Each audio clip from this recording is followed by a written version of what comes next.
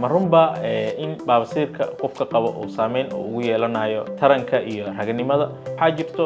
bulshadeena waxyaabo badan oo ku faafay oo qalad ah qofka hadii uu ka cabanayo baabsiir inuu hayo in saameyn ay ugu yeelanayso raganimada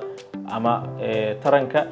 waxyaabahaas oo dhan waa waxyaabo bulshada dhexdeeda ku faafay oo aanan sax ahayn sida ognahay baabsiirka horta maxay tahay asiga baabsiirka waxa waaye xiidada ku yaalo malawadka oo weynaada ama oo barara maxaa keena asiga inta badan waxaa keena qofka saxaradii adkaata ama saxaradii qofka oo jiirta baabsiirka waxa loo qaybiyaa laba qayb mid banaanka ku yaalo iyo mid gudaha ku yaalo hadii qofka uu baabsiir qabo saameyn ma ku yeelanaysaa tarankiisa ama ragnimadiisa waxyaabahaas oo waxyaabaha ummadda ku dhex faafay waana waxyaabo